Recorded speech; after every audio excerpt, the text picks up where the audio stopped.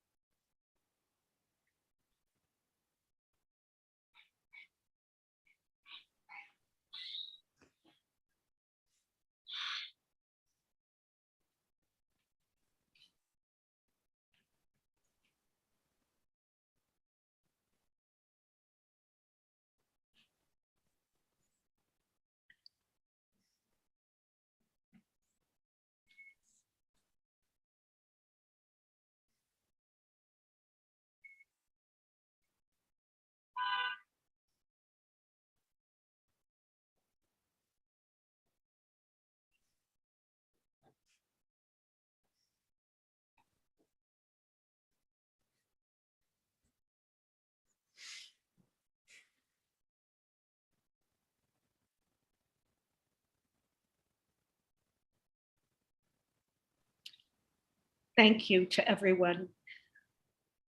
Belén, you have personal experience with family separation and reunification. Would you speak to us about that and how that shaped your advocacy? Yes, I was born in Buenos Aires, Argentina, and my family came to the US when I was 9 years old. Our process was difficult. We sought asylum. Right after we arrived, 9/11 occurred, and our process got stopped. And so my family made a conscious choice, and we stayed in the country. And I was heavily affected throughout my upbringing by the immigration system and its many loopholes and its many things. And it has shaped the way in which I carry myself as a performer. That's mainly what I currently am right now, but as an advocate as well. I feel so blessed that my family was not separated, but I can imagine what that could feel like. And I have seen it firsthand with people in my community. So I strive to be involved in as many organizations as I can. And I'm blessed to be bilingual. And so I also do a lot of translation work for organizations like Safe Passage that work with attorneys who are helping families be reunited. That's a little bit about that. Thank you. That's so inspiring and moving. Emilio, you have written a play called 3.5 Sisters, which is a riff on Chekhov that explores family separation during the pandemic. Before we discuss it, we'd like to show a clip. And Emilio, could you set this up for us? If I remember what we're seeing, the final clip, the grandfather is in assisted living facility, and the three sisters have been crashing in one apartment in the last minute for the lockdown. So they communicate with him via Zoom. Great, thank you. I think it is all of that reality TV, and that people who are always on their phones, how do you call them? Millennials? No, yes, but the millennials who make money. Influencers? That's it, influencers. Is it true that this is a job now? I guess for some. Amazing. Look, I'm not saying that the past is better. But in my time, if we wanted to have an opinion, we read a book or two. You know, maybe I'm a smart ass about Faulkner, but hey, you know, I went to school for many years. So if I want to bitch about Faulkner, I get to do it because I read Faulkner and extensive secondary literature, peer-reviewed, not blogs. I know. But in academia, you were also hoarding the right to have an opinion. That wasn't right either. Oh, say what you want, but I miss the actual experts. We don't have enough of those. But you know, please understand this. All these books we grew up with and around, books everywhere. Virginia Woolf and the whole 9 yards. Are they making us any happier? Of course not. No? Then they're helping us to talk about our unhappiness better. They give us a vocabulary and ability to diagnose our miseries. I don't know. You should see my 2 sisters. Maybe we trade? Books? No, you move in with these 2 troglodytes and I move there to watch The Bachelorette with the old ladies. You are. Suddenly, there is the loud sound of an ambulance. They get quiet and look up.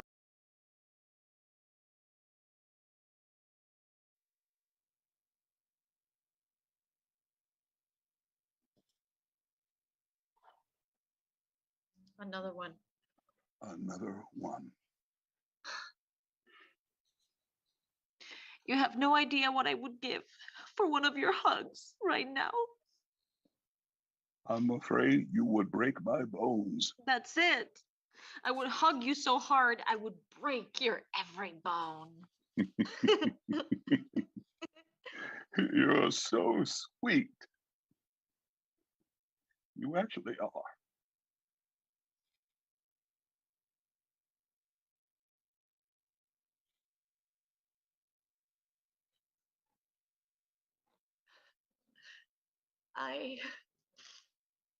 Old man. Read a book.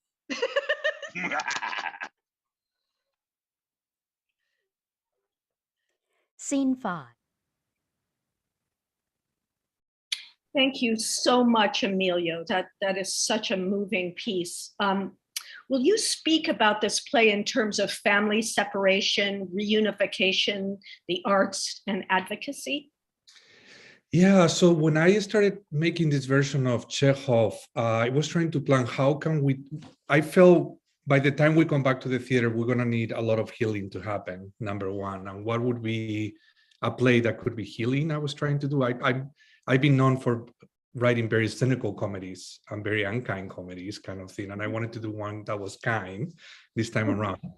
And I was trying to, I was worried at that time, maybe, you know, if we write a role for an older person, maybe this actor won't be able to perform on a stage. So I created the device of having the actor on Zoom as a way to facilitate altering the cast and without being at risk, right? Because we didn't know at that point, there was no vaccine and all that.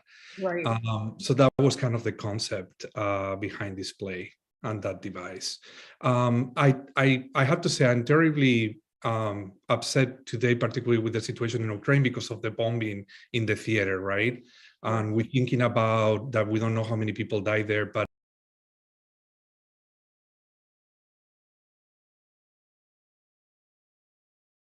spirituality and religion as a in the West to begin with the Athens, right? Being religious festivals, but liturgies and everything else. And the idea that people cannot be safe in a hospital or a church or a particularly vicious, right? And upsetting. So I guess that connects those two thoughts. Thank you. Carly, you craft the message for Detention Watch Network and oversee its communication strategy to end immigration detention. How does DWN approach family separation, and what does the fight to end detention look like? And could you share current news regarding child separation? Yeah. So I think I want to start by just going back a little bit to 2018, when we saw the implementation of Trump's zero tolerance policy, really dictating that all migrants who cross the border without permission be referred to the Department of Justice for prosecution, that then went and caused parents and children to be separated. As we all remember, this policy really ignited a firestorm, and the advocate and artist community did an incredible job uniting to call it out as family separation, really mobilizing hundreds of thousands of people who many of didn't even know about immigration detention to speak out against it. The family separation narrative under Trump was so strong that I think today we are challenged with making it clear that family separation still happens every single day and did well before Trump as well. When ICE locks people up in immigration detention and/or deports them back to the very place that they were fleeing. So for those that are less familiar, just to give a quick kind of snapshot, ICE's immigration detention system is made up of a network of approximately 200 jails across the country. And as of Tuesday, I just checked the numbers. There are over 20,000 people detained in ICE custody. So really, you know, that's family members, that's friends, that's coworkers, that's neighbors, that's our loved ones who are subjected to a detention system that simply does not need to exist.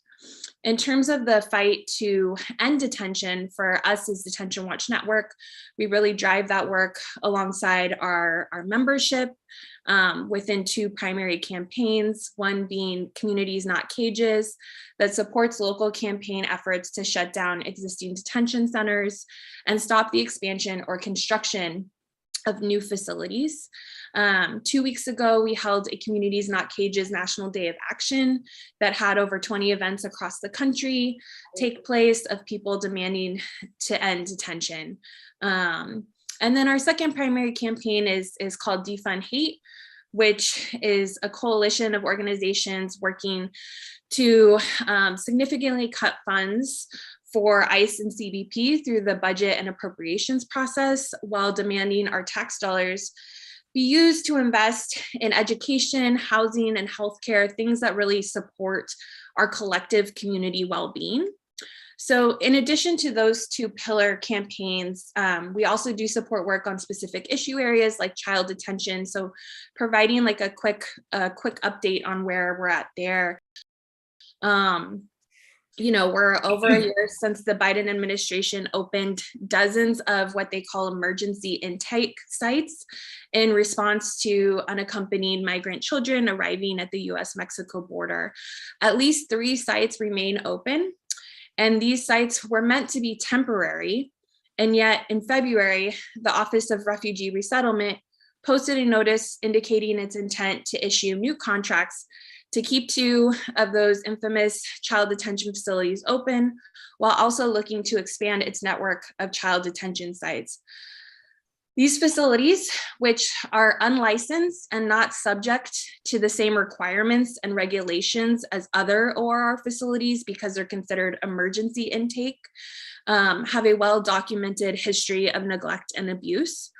So to wrap up, we're definitely concerned with the administration's ongoing reliance on immigration detention and also expansion of immigration detention, including the detention of children. And instead, you know, are definitely continuing to advocate for solutions that consider the best interests of children specifically, but to end the detention system overall. Thank you so much, Carly. We really appreciate the work that you're doing. Belén, you're currently on the road on the first national tour of Hadestown. How has that informed your sense of families, arts, and advocacy?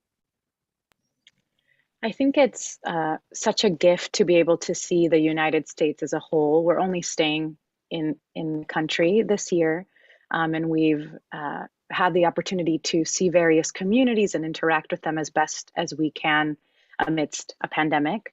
But overall, the show itself, to me at least, if you know the piece, it was written by Anais Mitchell and directed by Rachel Chafkin. There's a special focus, and I see it as a thematic element that reminds me every single day as I'm doing the show of climate migration, of people having to flee their countries or their place of residence and finding home elsewhere, but never quite being able to truly settle. And so as I'm reminded of it every night, I think of what I can personally do to better the communities that I'm serving, better educate others, use my platforms to ensure that those who are not being seen are able to at least be heard. And I've done some work with Immigrant Families Together, a couple of benefit concerts, and there's some things planned for the future. But trying to inspire others to ask themselves, you know, these questions of how would it feel to be on the other side, truly on the other side of the wall, and what type of treatment would you like to have, and what are the small steps that we can take every single day to ensure that the lives of others are bettered, especially the people within our own communities. So it's been a journey so far, and I look forward to seeing what comes from that. And the art that I feel this show in particular will inspire others to create and help them better. There's a line in the show that says, you know, to the world we dream about and the one we live in now. And how can we help others dream up better futures? So that's a little blurb. Beautifully said. Thank you. Emilio, you told me a while ago, losing our elders is also what happened to us with the AIDS crisis, our non-biological parents. In the gay community, this created a broken lineage that we're just starting to understand now. How does this relate to family separation and reunification right now? Wow, yeah. So I think it's so hard for us to grab numbers. That's why in theater we talk about one family, but then you have to think about the millions of families whose grandparents were in assisted living, for example, right? The AIDS crisis was so brutal for my generation and the one that came before me, particularly, I mean, in the North Atlantic, right? Right. And if you look at the history of art and theater and all, you see almost everybody died of AIDS, right? On the new canon. And now when I teach to younger gay people, I realize now I'm starting to see that almost like a baton that didn't have a chance to be passed in many ways of our culture. So if you look at a group that has a risk of being erased and forgotten, right? Like, I mean, would you imagine any other group that would have a law in Florida saying, don't say their name, don't say gay? It's coming back, and it's going to come back. So that erasure it keeps going. We go through ups and downs. In the 30s, we could be more open. Now we can be more open, but it will come again. The lineage is very important because a lot of things were the transmission of knowledge and art and form and love and lessons on how to live as a gay man, for example. All those things were vernacular. There was not a textbook, a family tradition. There was not a church. There was not school to go to, right? The way we are indoctrinated to be a straight in a school, you don't get indoctrinated to be gay in a school, right? So all those things were happening in the vernacular, but that generation was either sick or dying, and it was brutal. And I'm now that I'm 50, I'm starting to notice it more and more somehow. But the last thing very quick I want to say is that we had 1 million people almost in the US who died of COVID, right? And we know how it affected older people disproportionately. So that's what I'm thinking about all these things, right? Because what else, and that's why I write that play, right? Like having a chance to have the grandparents having a conversation with their grandkids before it's too late, right? What other histories are we gonna lose with those 1 million people dying is my big concern. Thank you so much. Carly, can you speak all art installation in front of the White House last summer, which featured portraits of formerly detained leaders?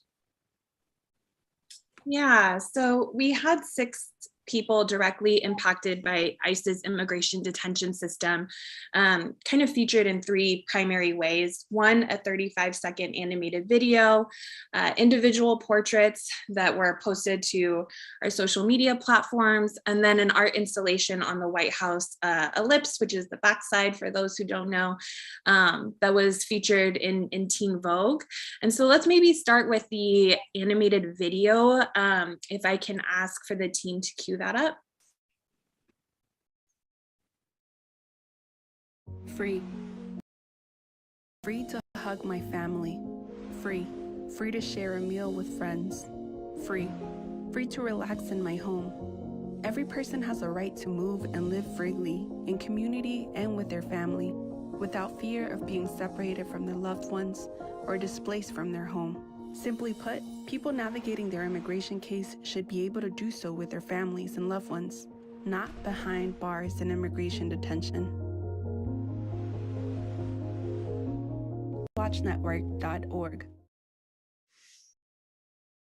So one, I just have to say, I think this was the shortest video we've ever made. So that was a feat in and of itself. But I really approached this project from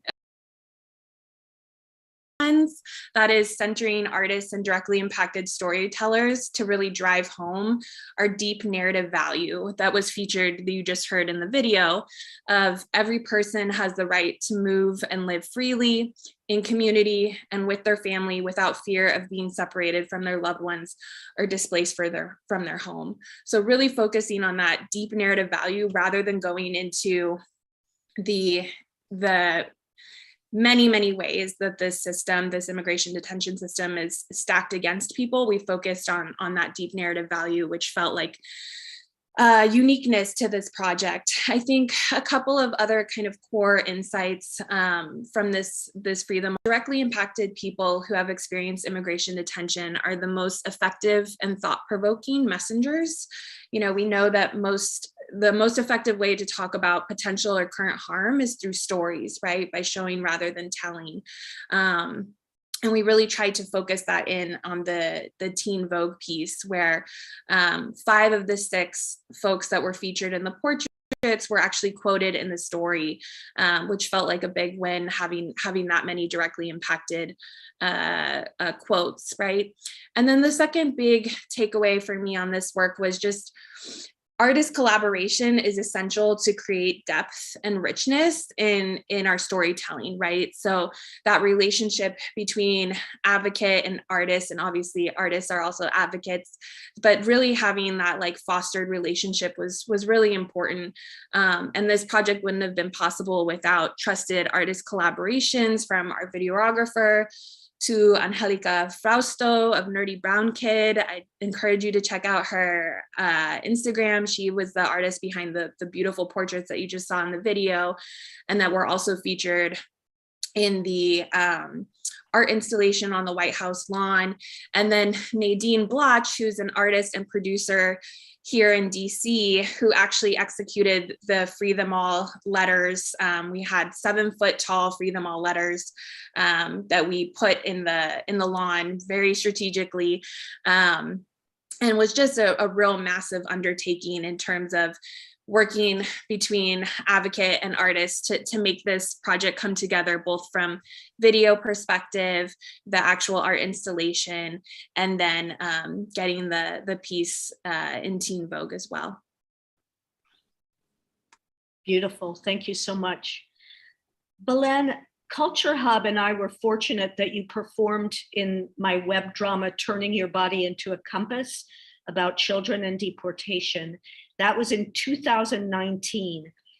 I thought we'd start by showing a brief clip of you playing the role of Christina, the mother of Mateo, a little boy who is traumatized because his mother may soon be deported. And then we'll talk a little bit about it. Thanks. He's mad. He learned the problems, but then he forgets. He hits himself. He's very worried about the caravan doctor. He used his body to find directions. What do you mean? To help him remember, like this, to figure out the way. East, west, north, south. They're coming from the north, Mama, and the caravan, and the others are going south. I see. And then he says, if they take you and I'm not here, I join another family and pretend I'm one of their kids. How would anyone notice if the last one in the back wasn't part of the family? But he says, if the duckling strays from the mother and is touched by human hands, the mother will never take him back. Do you know, is this true? The mother will want to find her baby duck. His mind is too busy, always jumping. We went to the procession for the Day of Our Lady of Guadalupe. Do you know Our Lady, La Virgencita? No. Thank you. It was snowing. He was dressed like Juan Diego in the white cloak. Do you know Juan Diego? No. That's Mateo in the white cloak? Nice. Mateo loved the music in the procession, crying. I see he forget to put on his socks. We'll go to the basilica and pray, he say. She tells Juan Diego when she appeared to him on the mountain, she say, I want a little house, a house that's safe, and she make it happen. She'll protect us. La Virgen de Guadalupe appear on Juan Diego's cloak, just like mine right here, when he bring the bishop the flowers. The cloak is still there in the basilica. There's proof, Mama. Theo's always watching me. He's afraid to leave me to go to school. He has to go to school. He's afraid you'll be taken away when he's not there. Yes, and I'm very careful. Obey all the rules, don't drive so I don't get arrested.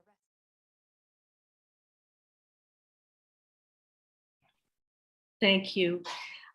Belén, we made that in 2019, which was actually before the pandemic. And one of my dreams was to try to create something that could be done for free, that anybody could watch if they had internet. And I'm just curious how you feel the project, or how, you know, your thoughts about how things have changed or developed. I think that you were a visionary, thinking it up even before a pandemic hit. A lot of incredible art was made that was virtual, and then that was able to be shared during the pandemic. But for that to, now that I think about it, for that to have been that initial spark that we can share is incredible. While watching the clip, I just remembered during the time I was still waiting for my green card, and it was very stressful. There was a lot going on government-wise. I was a dreamer, and a lot of that was currently being debated, and I had a lot of anxiety. And when you reached out and asked me to be a part of this, as I was reading the script and as I was doing the thing, I felt so seen in a way that I think was incredibly healing for me and helped me be able to cope during that time of anxiety. I'm truly grateful for that, and the wonderful people that worked on that project. I also think the opportunity to, as Carly was saying, for art to be this medium that we utilize to reach the masses, but to also share a topic that's very difficult to discuss. It's one of those heated topics where if you start talking about it at the dinner table, everybody will have a different viewpoint on it. But getting to sit down and observe and listen, it truly helps us be able to work through our own feelings. And so I just have a lot of gratitude for that, and to have been a part of that. So do I. And I thought you had such a wonderful relationship with Felipe Salinas, who played Mateo. It was really a pleasure to watch that. So now it's my great pleasure to open this up to Jane Shim and her important work. We will then do a Q&A. Jane, could you speak about your work regarding separations of family due to incarceration, detention, and deportation, specifically in the interior, tied to harms of the US criminal system? Thanks. Yeah, thank you. And thanks for having me. I'm really, it's been great to see the work that everyone's been involved in. And it's not something I always get to do in my job. So it's really refreshing to have that artistic perspective. I just want to talk about, the work that my organization, Immigrant Defense Project, does. I think it's a little more challenging to process and think about because we work exclusively with people who've had contact with the criminal system and face detention, deportation, loss of immigration status because of that contact. And I just wanted to mention, I think kind of one of the iconic moments in this area of work was when President Obama was in office, and he gave a speech about immigration, and he said, we're like doing it differently. We are not going after just anyone. We're going after people who pose like a quote public safety threat. And he was like, we're going to focus on deporting felons and not families. And, a lot of people hear that and they're like, oh, that's great. They're not going to go after, innocent people who haven't done anything wrong. But, the thing is, it's really a false dichotomy, right? Because iterate felonies on their records obviously have families. And so I just wanted to, I think that's kind of an important moment for us in our work to think about how politically it's this kind of like painting of a threat to safety has been a really huge part of how immigration has worked in the United States. And it really kind of just paints people one-dimensionally, dehumanizes them and uses this label without giving that context that people have loved ones and families and communities here. And that doesn't change just because you have some type of contact with the criminal system.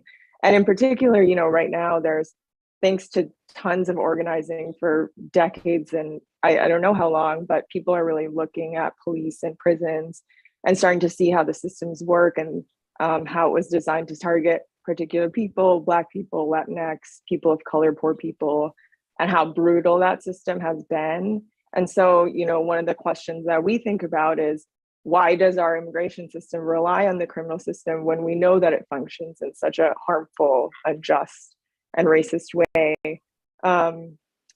And, you know, kind of related to that, there's this obsession with punishment in our country, like perpetual punishment.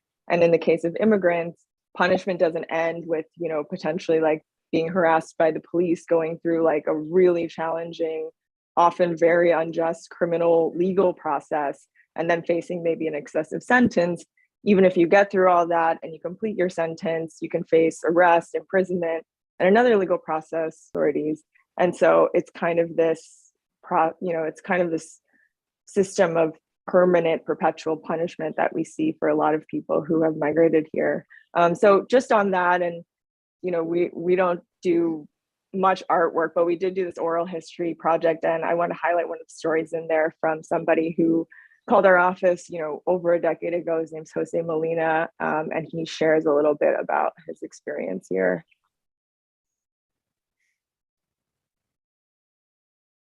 I grew up being scared of almost everything. So, you know, after that incident and getting sent to Rikers Island and just only me, just being by myself, you know, I knew after this time, all I really wanted was just like to start a family. So these were like my little goals, because now I'm about to do 3.5 years. Well, 2.5 to 5. I didn't know how long if I was going to do the 5, but 5 was the target, because that was the max. And just at that time, I had to just deal with it and navigate my way, you know, through the correction system, and just like made plans for myself. Like I really wanted, because I didn't feel any love, but my heart is good, so I wanted to give love. So that's what I wanted. My goal is, you know, I just want to have a wife, want to have children, just want to have a job. I just wanted to be regular, just wanted to just have a regular life. That's it.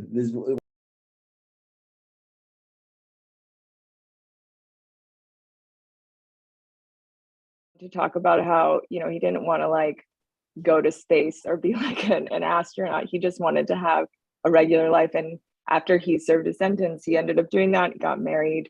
He had 2 daughters. But over a decade after he completed his sentence, ICE raided his house early in the morning. He also talks about that in oral history, and arrested him. He spent years in detention trying to fight his case. And I think it's something to think about, right? Because Jose is exactly the kind of person that ICE would say, you know, we're not going after innocent people, we're not going after children, we're going after people who pose a public safety threat, because he had this conviction on his record to justify what was an incredibly traumatic experience for his family. And it took many years to try to get him out of that process, and finally get him to be freed from immigration detention and able to stay. So I just wanted to share that story and bring that perspective from our side of the work. Thank you. And that is called the Life Beyond Borders Oral History Project. Is that correct? That's right. Great. Thank you.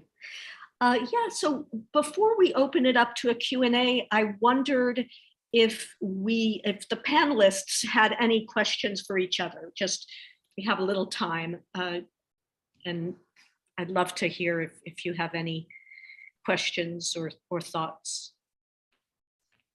Well, I do for Jane and Carly and even Belén. Like, how did we get to, like, I'm thinking of Carly's message is so obvious, right? It's like, how do we even have to say this? Or Jane, yeah, this is not wanting to be an astronaut. I just want to have a family, a wife and kids. How do you handle that? Like that craziness that this is even something you guys have to fight for so hard, or they have to, you know? How do you cope?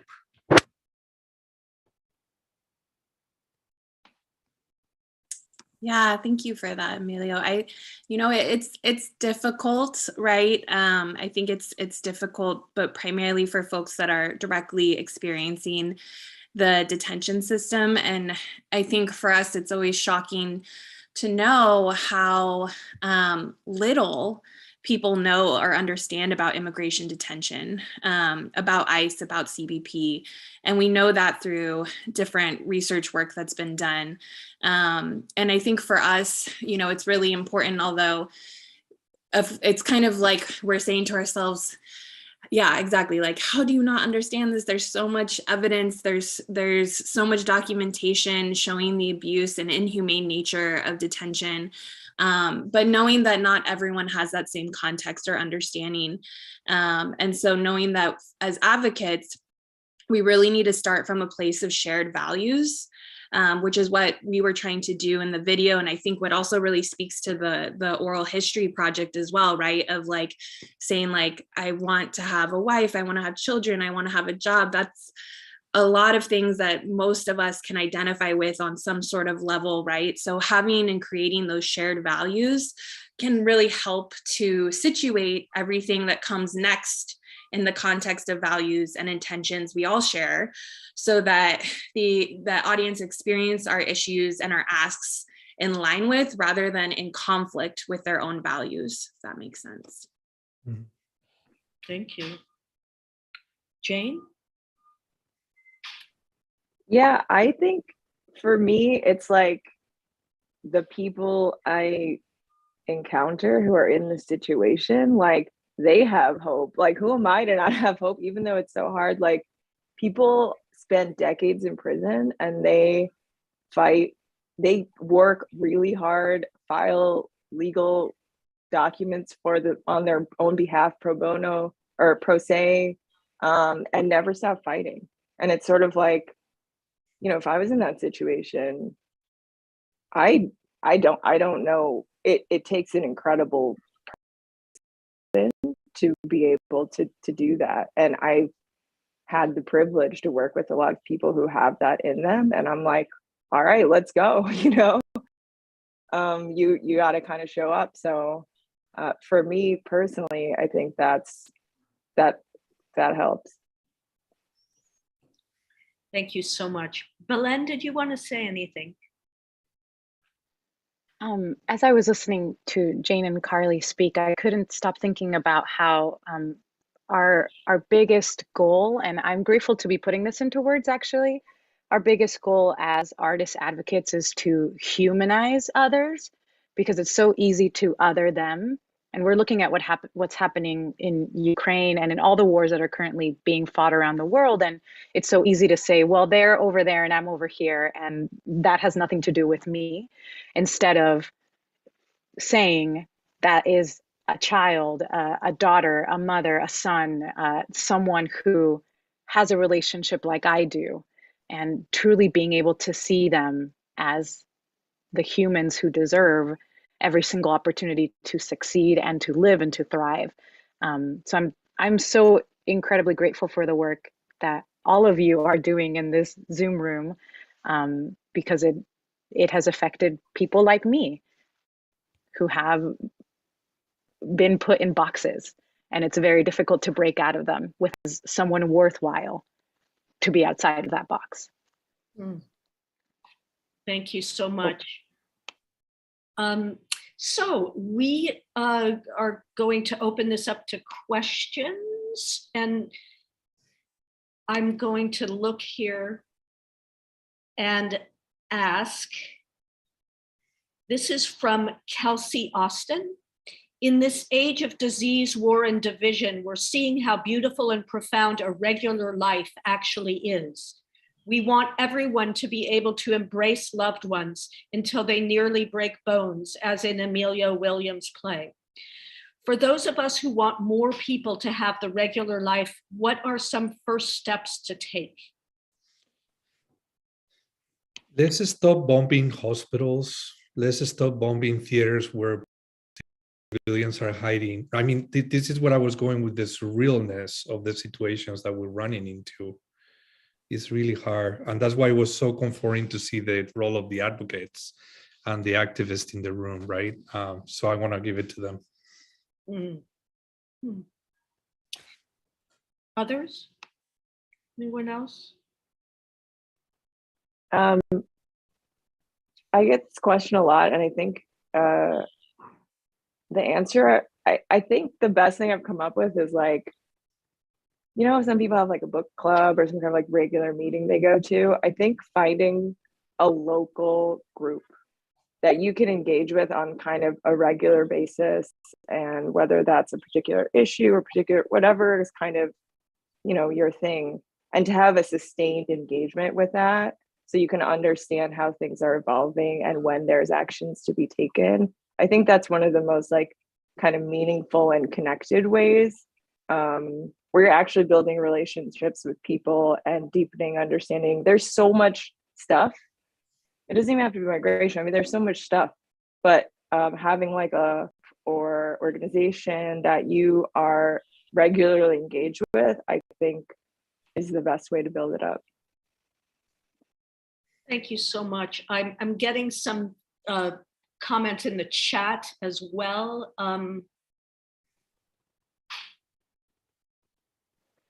I would love to add real quickly. Please. There's a question in the Q&A from Alexa. She asked me to repeat the organizations that I mentioned, which are Immigrant Families Together and Safe Passage were the two that I put out. But what I always tell people who are looking for ways to get involved, social media is a thing that we all do. And many times it can be something to share joy and share bits about ourselves, but it's also an opportunity to elevate organizations. And so I would recommend you follow these organizations, and they're always posting. For example, Safe Passage recently posted that they need more volunteer interpreters. So if you know another language and you're willing to help out, there's an opportunity for you to just log in on a Zoom and be of service. Little things where you can share what they're doing, and it will eventually reach the right person, but it'll then inspire you. And the beautiful thing about the algorithm on the internet as well is when you start sharing these things, you start seeing more of it. And so eventually you also are filled with ideas of other things that you can do.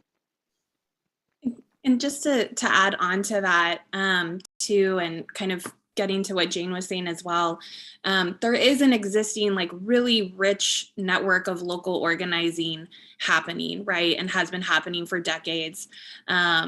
Often and majority of time led by immigrants and people who have experienced immigration detention. So really encourage folks to get connected to local work, and Detention Watch Network can actually help you get connected through our Communities Not Cages campaign to really see where there are already organizations or volunteer groups doing this work. Thank you. William Clark, question for Carly and Jane. Can you speak a bit to the alternative solutions to immigration detention and what the average person can do to help advocate for these solutions? What are the most pressing goals for immigration reform?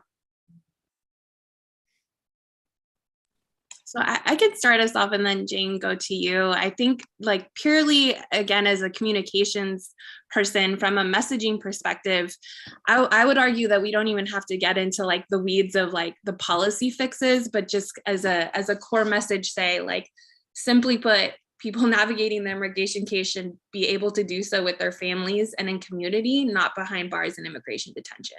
Like the system simply just does not need to exist.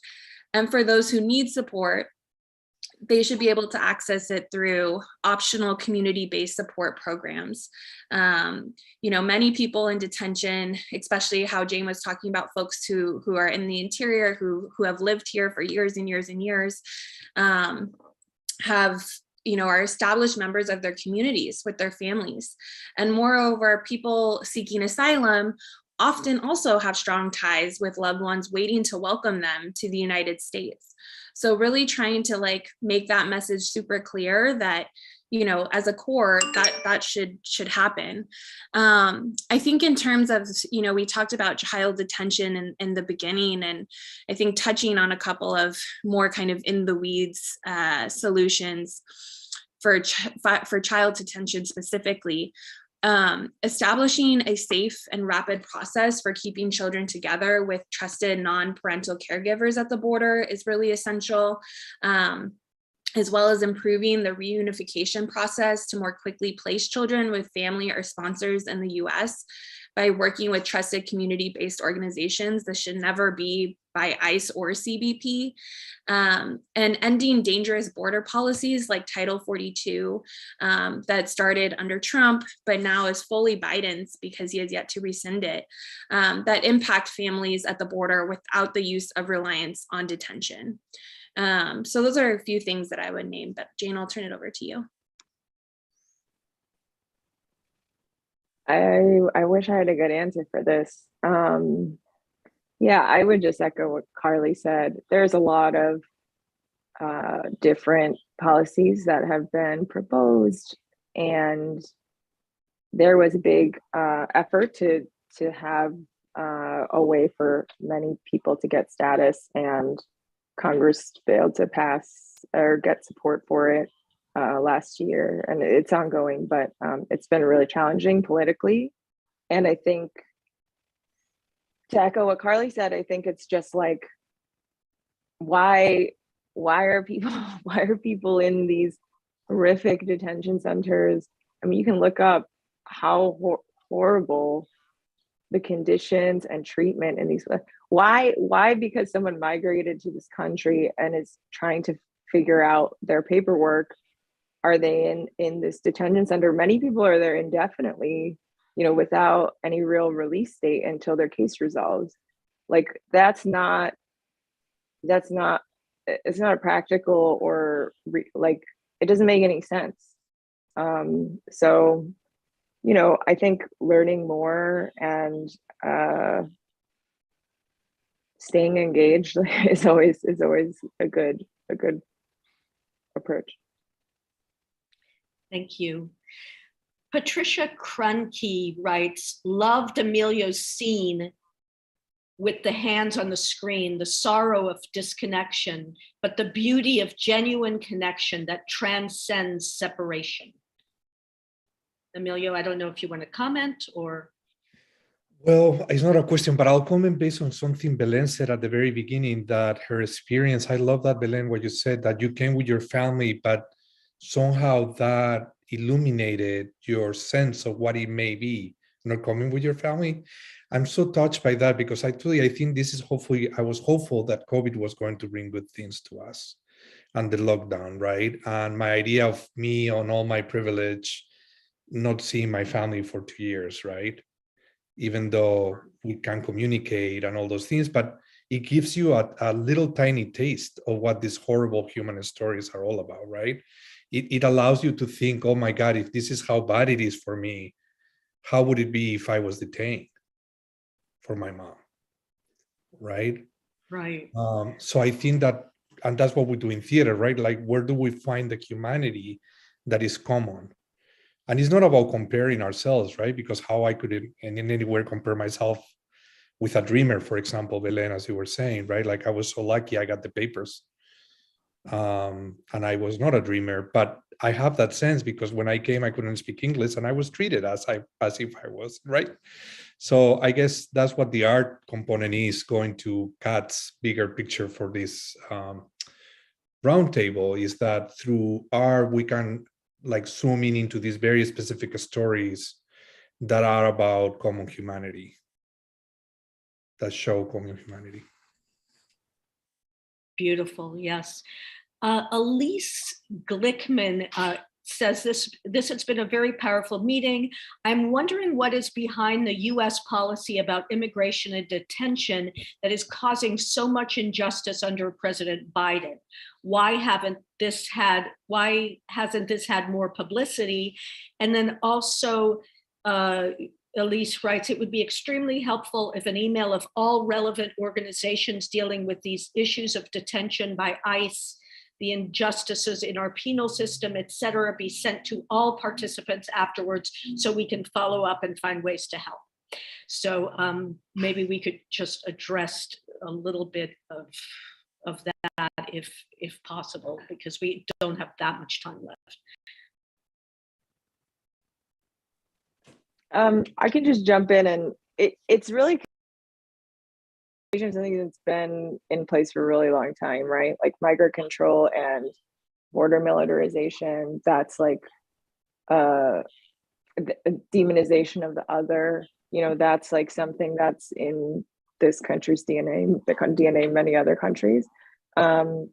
So what we see under this administration is like there's a gigantic, well-funded infrastructure to do this. ICE as an agency was established after 9/11, so it's not been around forever. But in the past several decades, we've seen just a huge buildup of this machinery. So it's in place and they are using it. That's what I would say. But there's a lack of urgency because, it's not Trump. But as Carly mentioned, there's still tens of thousands of people who are in detention and many more who are dealing with facing deportation.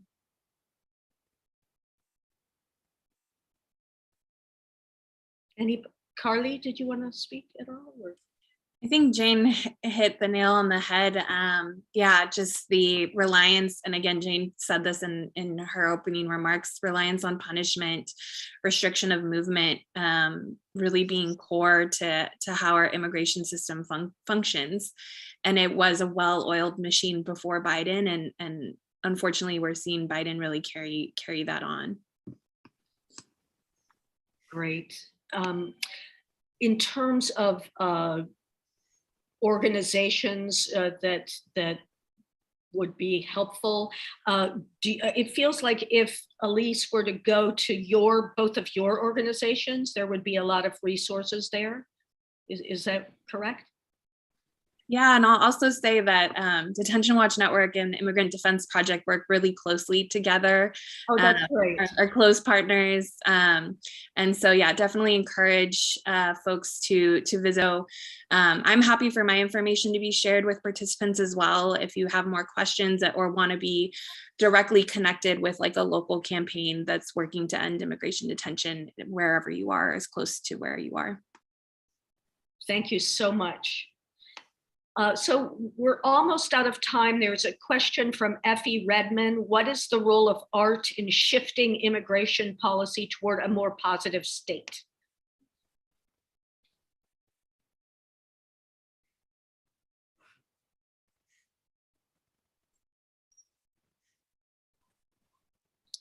I think we've discussed that quite a lot during this hour.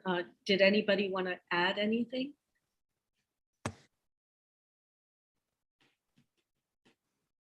I'll just add that I think it's really essential for advocates who are solely advocates, not also artists, to really work in partnership with artists, and that it's a true collaboration between artist and advocate whenever possible, because that strengthens our overall work.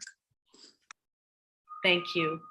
And really on that note, I'd like to say thank you so much to all of these panelists, because that's exactly what we did. We came together as artists and as advocates to discuss what is such a very, very crucial and really devastating problem. And then we add to that the fact that we have the Ukraine, and so I just want to thank the panelists for your generosity. And I want to thank all of the audience members that were here. And I hope that we can continue this conversation.